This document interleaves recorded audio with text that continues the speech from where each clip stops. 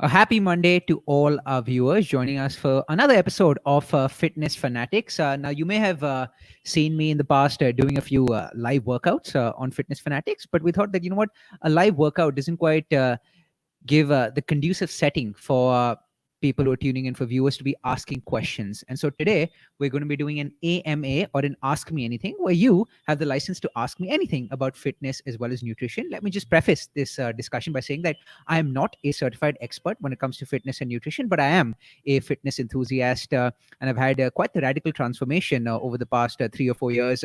This was in late 2016, early 2017, actually, when I first embarked upon my fitness journey. I used to be 93 kilos. This was a couple of years after, or 1.5 years after coming out of college. And now I've dropped down to about 75, 76 kilos, nowhere close to being what I would like to be, but still I've done quite well for myself over the past 3.5 years to get to where I am right now. And during this time, I've learned a fair bit about fitness, about nutrition, about fitness science, nutrition science. I may not necessarily practice what I preach, but I definitely have a decent repository in my head here when it comes to fitness as well as nutrition. So please feel free to ask me any questions that you would like regarding fitness, nutrition, any of my experiences, mistakes that I made starting out, any advice or best practices that I would like to give to beginners, to people who might want to embark upon their respective fitness journeys. I can definitely speak based on my own experiences as opposed to speaking from a position of authority. The one thing that I would like to say is that this discussion is meant as a platform through which I'm talking with you as opposed to talking to you or talking at you. So think of this as a back and forth, as a discussion. And so if you have any of your personal experiences when it comes to fitness as well as nutrition that you would like to share with us, with some of the other people who were tuned in to watch this, then please do share your respective experiences, and simply post your thoughts, your questions, anything that you might want to say in the comment section. I'll be going through all the comments, and in case there's anything that stands out, anything that's noteworthy, then I'll definitely be sure to highlight it so that we can actually have a discussion on that point. I see one question coming in. How often do you work out? Hey, it's me, Princeton. Thanks a lot for the question. So that's a good question. To be completely honest, I'll give you a slightly long-winded answer to this. Currently, since I'm back at home right now, I don't quite go to a gym. I'm working out approximately 5 to 6 times a week. I would say I'm lifting about 3 to 4 times a week. And when I say lifting, I'm using my kettlebell right now. This is a piece of equipment that I bought during the lockdown, and it's paid dividends for me so far. So I'm doing resistance training using my kettlebell, mainly using the pull-up bar that I have about 3 to 4 times a week. And maybe a couple of days is when I do cardio. And when I say cardio, I go out for a 30-minute run. Again, not at express pace. I hate cardio, but it does give me a good high at the end of it. Lifting gives me a different sort of high compared to cardio. Cardio gives me a very peaceful high, whereas lifting gives me some sort of an aggressive high after it. So it's a different kind of high, but I enjoy both. So I would say about 5 to 6 times a week, but I do make it a point to have at least 1 to 2 rest days as well, only because your muscles are typically growing when you're during rest and recovery. So when you're sleeping, when you're doing active rest, that's when your muscles are actually growing, as opposed to people being under the impression that your muscles are growing while you're working out. Then can we go out on a date when you come back? Definitely. Just shoot across your number to me. You can write it down in the comment section. In case you want to send me a personal message, you can do that as well. Just send me your number such that I can get in touch with you, and we can nail down whatever logistics are required to set this date up. Cheers, mate. Nandini Garg, how many hours is it necessary to work out for a regular working person with a busy workout to keep fit and consistently grow one's fitness? This is what I would say, Nandini. I've changed my mindset a fair bit when it comes to fitness. To be completely honest, earlier, I used to always give priority to office work, and I used to prioritize office work more than fitness. Of course, both are important, but the way I've changed my mindset is that I think every single person should have certain non-negotiables in their life. So these are the things that you'll make sure you do on a daily basis, regardless of what happens. So come what may, you will hit those non-negotiables on a daily basis. And so that can depend from person to person. But for me, I think fitness is definitely a big part of the blueprint of my life, and is one of the non-negotiables on my list of 2 or 3 non-negotiables that I have. And so what I would say is I definitely make it a point to carve out at least 45 minutes about 5 to 6 times a week. towards fitness activities. And this could be anything. This doesn't necessarily have to be working out at the gym. This could be going for a nice brisk walk. This could be skipping, doing some cardio indoors, doing some cardio outdoors, running, anything.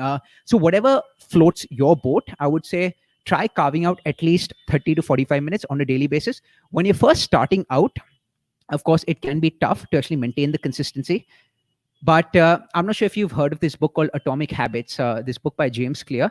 And what James Clear mentions is he actually talks about a case study. He talks about a particular client that a particular fitness trainer was working with.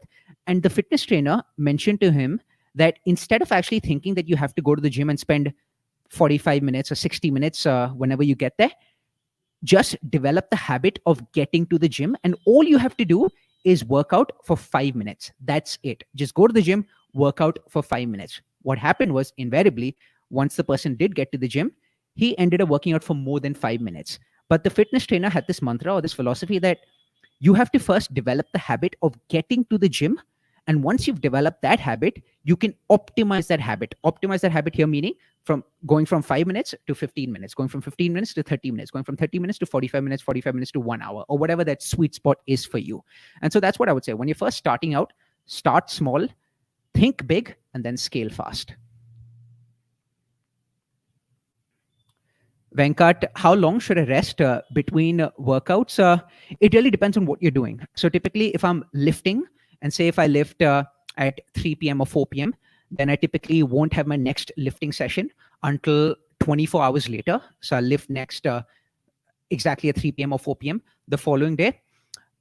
But it also depends on what parts I'm working out. So say if I've done like a grueling full body workout that entails lots of compound movements, then I might actually just lift on Mondays, Wednesdays, and Fridays. So I have a rest day on Tuesday, rest day on Thursday, and then Saturday and Sunday can be active rest. And when I say active rest, it's like going out for a 40-minute walk, say on a Saturday morning, going out for a 40-minute walk on a Sunday morning, and then being completely prepared come Monday. And so it depends on the workout. You can also, what a lot of people do is, if you want to lift every single day of the week, if you want to lift Monday, Tuesday, Wednesday, Thursday, Friday, you could lift different body parts. So say, for instance, on Monday, I'm simply working out my chest and my triceps, right? The other parts of my body or the other muscles have not been worked out. And so on Tuesday, I could perhaps do my back and my biceps, which wasn't worked out on Monday. And so it was resting on Monday, but it's now worked out on Tuesday. And then on Wednesday, I could perhaps do shoulders. On Thursday, I could perhaps do legs. So you could do that as well. But if you're doing cardio, I know a lot of people like going running on a daily basis. Like every morning, they go for a run at least 4 or 5 times a week. So I think, I believe you probably do something similar as well. So when it comes to cardio, I think you're probably in a much better position to tell us about how much rest is needed between two successive cardio sessions. But when it comes to lifting, I really feel it depends upon how tired your muscles are. And I would perhaps avoid working out the same muscle group, especially if it's like an intense activity that you're doing, on 2 consecutive days. And so you have to be smart with regard to which muscle groups you end up picking for your workout on any given day. Brilliant. What else do we have? It's me, Princeton again. Periscope doesn't allow me to send you a personal message. Where can I send you a message?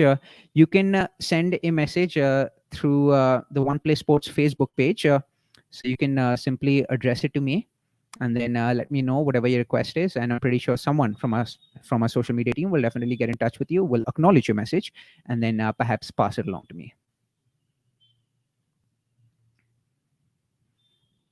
So I'm waiting for any other questions. Aishwarya here saying, what are the top 2 things that help build endurance? To be completely honest, this is something I'm working on, both mental endurance as well as my physical endurance. Based upon the experience that I have, what I would say is cardio helps a lot with endurance.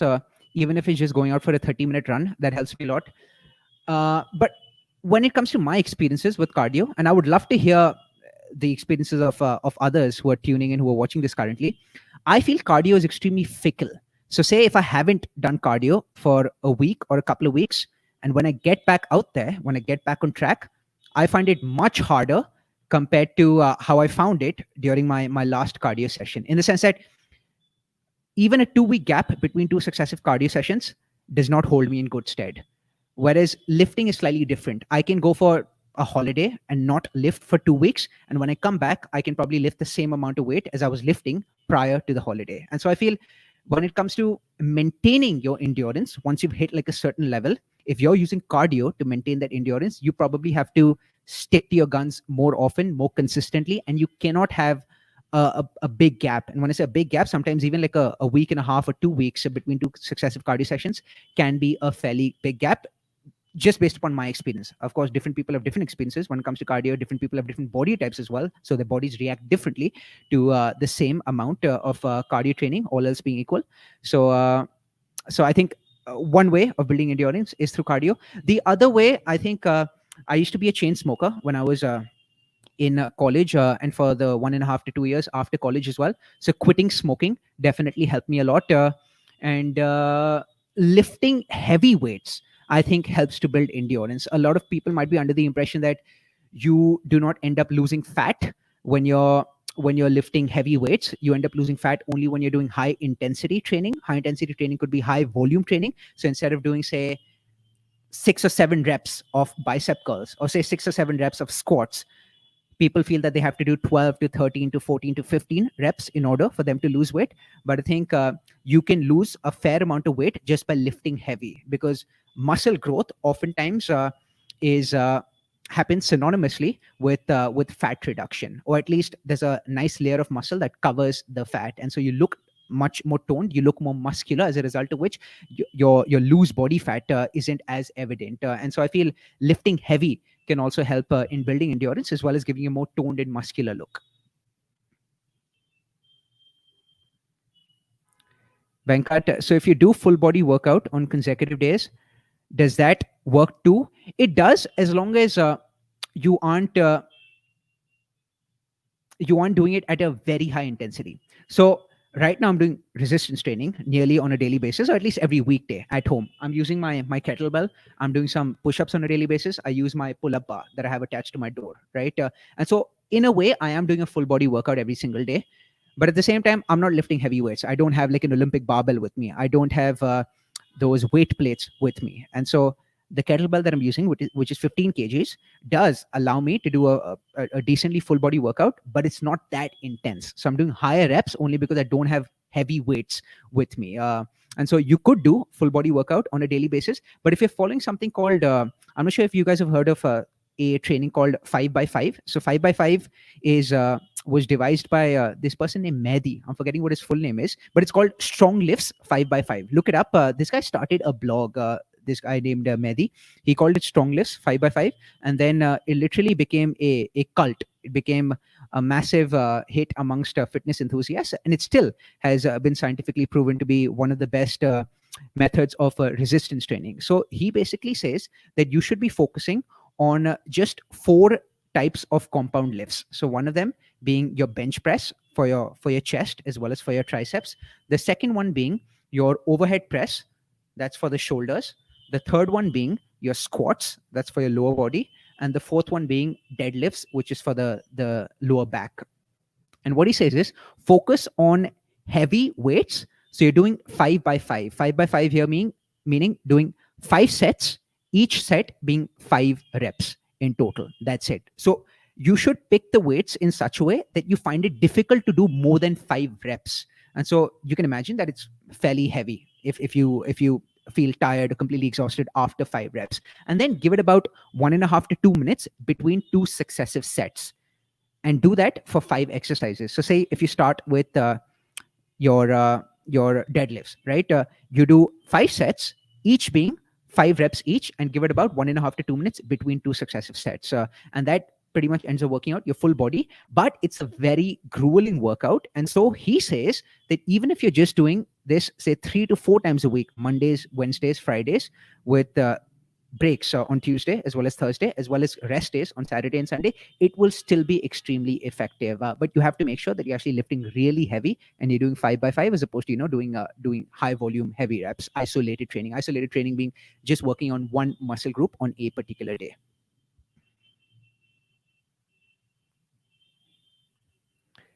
If I stop training, will I lose my muscle? That's a good question. I think muscle is extremely hard to gain, and muscle is hard to lose as well, at least compared to fat. it's much harder to gain. um, or let me put it this way: muscle is harder to lose than fat is to lose. And so even if you haven't worked out, I mentioned this briefly, alluded to this at the start of the chat, even if you haven't worked out for a good 1 month, and if you get back to the gym and you're trying to lift, your lifting numbers will be nearly as much as what your lifting numbers were prior to the start of your break. And so what I would say is, sometimes, in fact, it's in the best interest of the person, or it's advisable to do something called a deload. I'm not sure if you've come across this, but just Google deload week. What a lot of people do is, lifting actually puts a lot of strain on your CNS being your central nervous system. And so when you're lifting a lot, it takes like a mental toll on you. And so a lot of lifters, especially professional lifters, what they do is, when they've been working out incessantly, nearly every single day or 5 or 6 days a week, nearly every single week on a consistent basis, once they sort of feel that, you know what, they're actually tiring themselves out and they're feeling mentally drained or mentally exhausted, they go on a 1 week deload week, which is either you don't do anything, right? You completely take that entire week off, or when you're going to the gym, you're simply lifting very light weights. So higher rep training as opposed to higher weight training.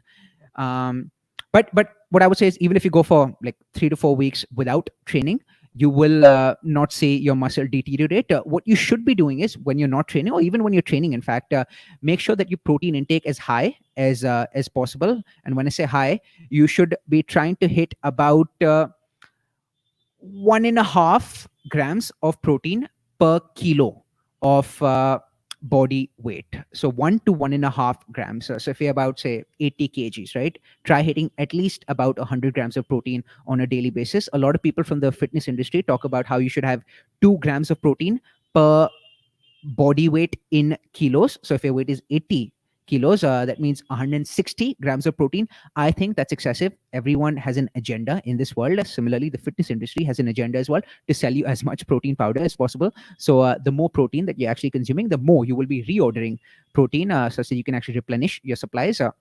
And so that's the tactic that the fitness, that's what the protein that's what the fitness industry sells to you, only because it can sell more protein as a result of your overconsumption of protein.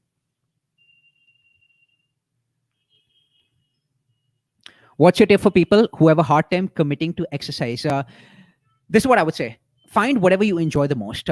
Find whichever physical activity you enjoy the most and do that on a consistent basis. It doesn't necessarily have to be lifting, doesn't necessarily have to be running. Could be something as simple as skipping, could be something as simple as playing badminton, could be something as simple as going out for a walk.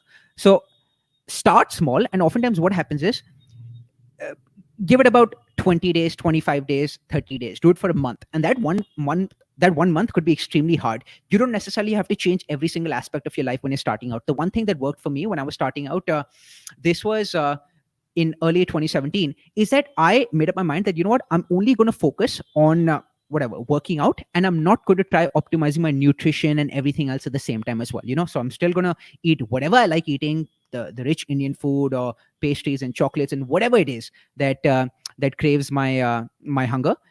But I'm just going to focus on working out every single day for at least 30 minutes or 35 minutes. And I was on a roll only because I was actually enjoying what I was doing. And so it might sound a bit cliched. This might sound like a stock phrase that I'm using right now. But the only way in which you can be consistent when it comes to your fitness goals is if you're actually following something that you think is sustainable.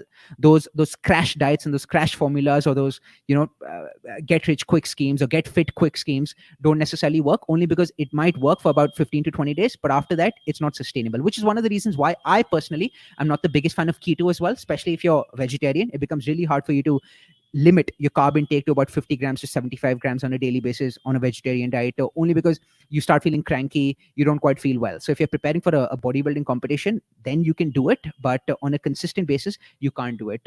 So find that physical activity that you enjoy, right? Just do it every single day or as consistently as you can. Even if you spend 15 to 20 minutes doing it, that's a good start. And as soon as, after 20, 25 days, 30 days, you start seeing some results, right? You look at yourself in the mirror, you feel as if, oh, you know what, my face looks a bit chiseled right now, or I feel my love handles aren't protruding as much as they were. The high that you can actually derive from the results that you see is unparalleled. It's as addictive as anything can be, because that now gives you the feeling that, you know what, I, as a result of my own actions and hard work and putting in the hard yards, right, at the gym, at the basketball court, on the badminton court, right, can make positive changes in my life. Hence, I will continue doing this because I do not want this high to stop. So that's what, I'm not sure if this is a nebulous answer. Hopefully this helps, but that's what had helped me. So initially it will be tough, but as soon as you start seeing results, albeit infinitesimally small results, that gives you the impetus to keep going and going and going. And that's one of the reasons why, I'm not sure if you guys have heard of this concept. That's one of the reasons why fitness is also called a keystone habit. This is something that author Charles Duhigg talks about in his book, The Power of Habit, the concept of keystone habit. Keystone habit being any habit that actually unlocks other good habits, so unlocks secondary habits. So what happens is, as soon as you see that, you can bring about positive changes to your body as a result of your own actions at the gym, right? You feel I can actually control other aspects of my life as well, be it reading, be it improving this skill of mine or that skill of mine, or be it improving my interpersonal skills. So fitness as a keystone habit can unlock many other good habits. Why does intermittent fasting work for most people but not for me? So intermittent fasting, this is something that Virat Kohli had talked about. Actually, Virat Kohli is the captain of the Indian cricket team, if you might not be familiar. Intermittent fasting seems to work for everyone, but the degree to which it works varies from one person to the other, because it really depends upon your body's DNA type. So you can actually do a DNA test to actually understand or gauge what types of exercise or what particular foods or what type of nutrition works best for your particular body type. What I would say is, I would love to know what ways in which you're doing intermittent fasting. I nearly do intermittent fasting on a daily basis. So I typically end up finishing my dinner around 8:30 p.m., 8:45 p.m., right after this live show is over. So Indian Standard Time. And I don't eat my next meal until around noon the following day. So I do a good 14 hours, 15 hours. What I do is around 9 a.m. in the morning, the following morning. So once I'm about 12 hours into my fast, I do have some coffee as well, some decaf coffee, only because coffee is known to stem your hunger to some extent. And so that helps me a lot, only because I am a slightly neurotic person and I have an oral fixation as well. And so coffee really helps me not only make me feel satiated, but also helps me address the oral fixation that I have. And so sometimes in the morning when I might be anxious, when I know that I have work that I have to do, I feel coffee definitely reduces the neuroticism that I sometimes experience. Try it out for longer. I'm not sure for how long you've tried it out. Would love to know the way in which you're doing intermittent fasting. For how long are you doing it? It's beneficial if you do it for at least 12 hours. They say typically people do it between the 12-hour and the 16-hour range. So do it for at least 12 hours, if not more than 12 hours. And what I would say is, do not consume anything during your fast. A lot of people end up consuming amino acids during the fast. A lot of people end up consuming creatine monohydrate, other supplements. I would say do not consume anything. The only thing, if you want to consume it, the only thing that you can consume is black coffee, but that to limited amounts. Have you heard of Dr. Rhonda Patrick? If not, I would highly suggest that you look her up. Dr. Rhonda Patrick talks a lot about something called time restricted eating. So time restricted eating and intermittent fasting have lots of parallels. The difference here being, time restricted eating also has a circadian component to it. What that means is, if you're practicing 16 hours of time restricted eating, you aren't even consuming any coffee at all, because coffee, being a psychoactive substance, what it does is it alters the circadian clock that you have, right? It's one of the reasons why you don't quite feel sleepy after drinking caffeine, after consuming caffeine. And so a lot of people say that there's still two schools of thought. Some people say that time restricted eating is actually more beneficial compared to intermittent fasting, because some people say the black coffee that you're consuming while you might be intermittent fasting actually interferes with the circadian rhythm and does not quite catalyze or promote fat loss at the same rate that time restricted eating does. So look up a few videos on YouTube on Dr. Rhonda Patrick, as well as Dr. Sachin Panda. That's what his name is, Dr. Sachin Panda. Both of them, in fact, have had quite a few discussions together talking about concepts such as intermittent fasting as well as time restricted eating, and how the consumption of black coffee can actually hinder your fast. Kushal Palicha, can you shed some light on fitness for seniors, must-do stretches or exercises? Since they are most susceptible to COVID, stepping out for the usual walks might be an issue for some. Kushal, I'm not the best person to be answering this question. I wish I had more information for you. But what I would say is, in case they can't step out for walks outdoors, in case you have some sort of driveway within the house, in case you have a terrace, in case you have any walking area within the house, so indoors within the confines of your house, then you can perhaps leverage that to whatever extent possible. Of course, it won't be the same experience as walking outdoors when you're completely free and you have full freedom. But see if you can actually make the most of the space that's available to you indoors. That's one thing that I would say. I do not have experience with yoga. This is something I've been telling myself for the last 3 months, that yoga is something I want to start, but I still haven't started yoga. Only because when I'm working out, I typically like the uh, the stress or the strain that I'm putting on my body. That's when I feel I've done work. Maybe the types of yoga that I've tried on a couple of occasions don't give me that feel, that thrill, that resistance training gives me. But yoga is something that I want to definitely try, especially power yoga, which I feel is a good balance between relaxation as well as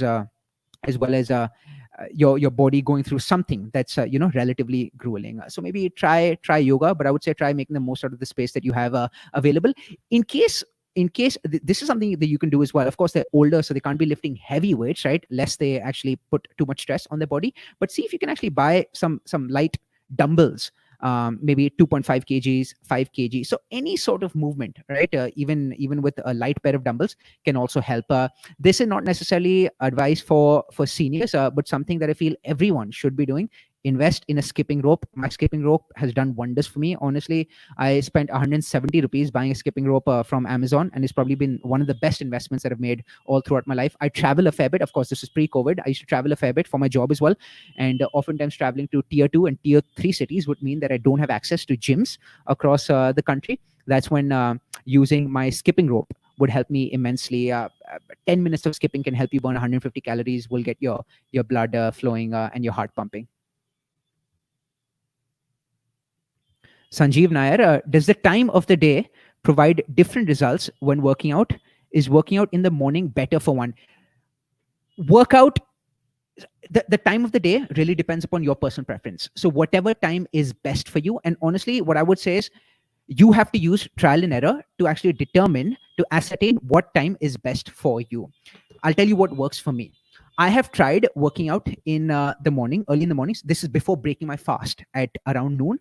I just feel, since I've been fasting for about 14 hours or 15 hours, right? If I try working out around 10 o'clock in the morning, 11 o'clock in the morning, I don't feel as energetic. I feel I need some food in my body for me to feel a bit energetic, especially when I'm doing resistance training, which takes a heavy toll on your body. So I've tried working out early in the morning. When I just wake up, I just feel my muscles are really cold. I don't lift as heavily in the morning as I do in the afternoon or the evening. And similarly, when I'm working out in the morning, given the fact that I haven't quite consumed anything, I don't feel as energetic or lively when I'm working out. The sweet spot that I found for myself during this lockdown, again through lots of trial and error, is working out around 3:15 p.m. or 3:30 p.m. So 12 p.m. is when I break my fast. I eat my first meal, right?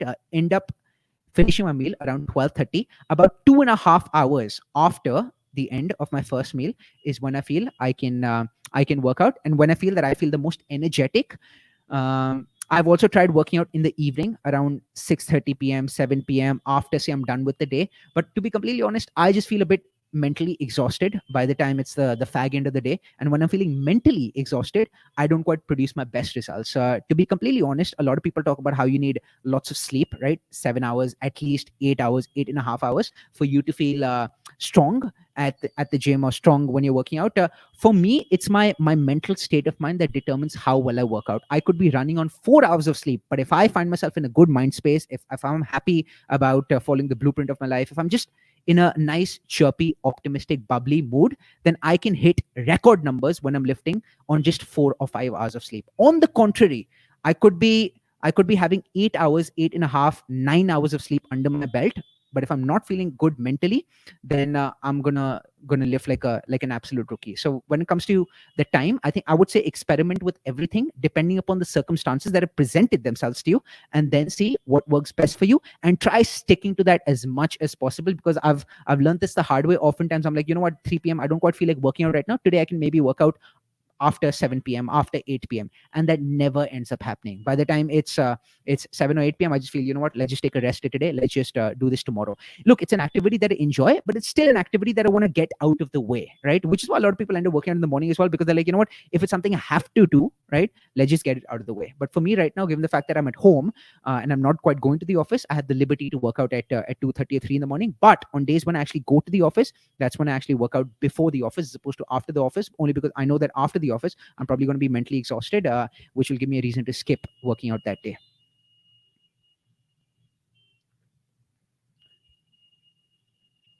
There you go, Venkat. Kushal, I think you had a question, right, with regard to working out tips for seniors. So Venkat here has just shared a link, which which probably gives more details on home workouts for seniors. Thank you so much, Venkat. Great. So these are the only questions that I've seen so far. Some very good questions, some very good questions, some very thought-provoking questions. Hopefully my answers did provide some value. In case you have any follow-up questions or any other questions, then please let me know. I'll stick around for a few minutes. We've crossed the 30-minute mark. I'll stick around for a few minutes in case you have any other questions. And let me know if you liked this format. This is something that we can replicate in the future as well. It's the first time that we're actually doing a fitness AMA on during our usual Fitness Fanatics show. So if it's something you like, we can perhaps consider doing this more often in the future as well. Of course, in addition to the live workouts that we've done in the past, we often get fitness experts as well. So people who are certified experts as opposed to quacks like me. And we have like a one-on-one discussion with them. So those have been helpful. We've gotten some very good feedback on some of those from you guys. But we can just do like an AMA one-on-one, you and I, in the future as well, in case it's a format that you liked.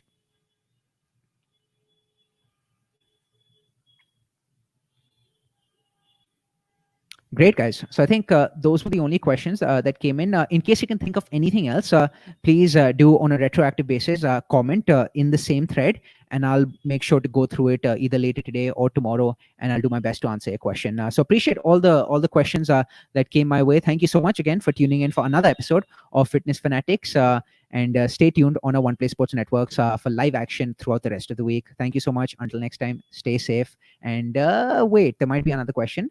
Aishwarya, what are your thoughts on exercising with an empty stomach? Aishwarya spoke about this briefly when I was answering Sanjeev's question regarding what time of the day is the best to be working out during. What I would say is a lot of people do fasted cardio. So if you're trying to catalyze the rate at which you're losing fat, if that's your primary objective, if that's the objective function that you're trying to optimize for, I would say that working out on an empty stomach is actually something you could do. Again, you might have some uncomfortable feelings while you're working out on an empty stomach, but if it's something that you can actually withstand for the duration of your workout, be it 30 minutes, 40 minutes, 1 hour, then go for it. It definitely promotes rapid fat loss as opposed to working out, a couple of hours after having eaten. A lot of people, what they end up doing is they go for long walks on an empty stomach, which helps as well. It might not be the most active form of cardio, but it's still a form of cardio. So you can start with maybe 30 or 40 minutes of brisk walking on an empty stomach. That helps a lot. But again, if you're doing resistance training, if you're trying to lift heavy, if that's the objective function that you're trying to optimize for, I would perhaps say you feel a lot more energetic when you're working out once you've eaten something. And that eaten something doesn't necessarily have to be a heavy meal. Like even an apple 30 minutes before working out can give you energy. Any fruit, a banana 30 minutes before working out can give you energy. Oats is something that helps me a lot. Oftentimes I used to use oats and peanut butter mixed together. Beautiful, absolutely delectable, as my pre-workout. This was when I was still in Bombay, when I was going to the office. So I used to wake up in the morning.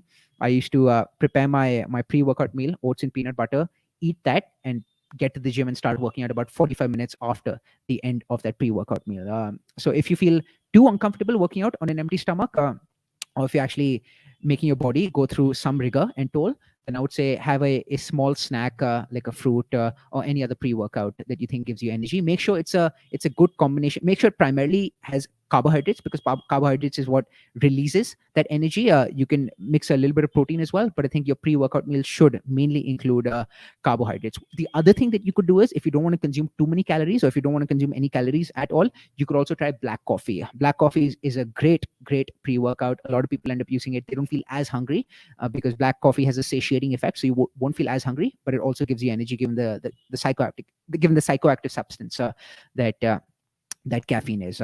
So that is what I would say with regard to pre-workout, or with regard to working out on an empty stomach. Fantastic. And that reminds me of one more thing. I talked about how your pre-workout meal should primarily consist of carbs. Now, there are two types of carbohydrates as well. There are high GI carbohydrates and low GI carbohydrates. GI here standing for glycemic index. I'm not sure if it's the high or the low one, but I think high GI carbohydrates are the ones that release energy quickly. So white rice is a high GI carbohydrate, whereas brown rice is actually a low GI carbohydrate. And so if you're consuming something only about, say, 30 to 45 minutes before working out, right, you want that energy to be released as quickly as possible, right? So you would probably end up consuming a high GI carbohydrate right before working out. If say there's only a 30 to 45 minute interval between the end of that pre-workout meal and the start of your workout. So fruits are high GI carbohydrates. So a banana gives you instant energy. Apple gives you instant energy. So that's if you're working out within 30 minutes of having eaten that pre-workout meal of yours. If you know that you won't be working out until about a couple of hours, 2.5 hours after the consumption of your last meal, that's when you can actually use low GI carbohydrates, also called complex carbohydrates, to fuel yourself during the workout, only because they release energy in a much slower manner and keep you fuller for longer. So if you're consuming, say, brown rice a couple of hours before your workout, then brown rice will continue to release energy even 2 hours or 3 hours after the consumption of brown rice. So look at GI as well, or glycemic index, when it comes to carbohydrates, and then depending upon the gap between the meal consumption and the start of your workout, you can choose whether you want to consume a high GI carbohydrate or a low GI carbohydrate. Great, fantastic, thank you, enjoyed the session, lovely questions. Thanks again for having tuned in, and we shall see you guys very, very soon on our One Play Sports Networks. Have a good evening, stay safe, and cheers.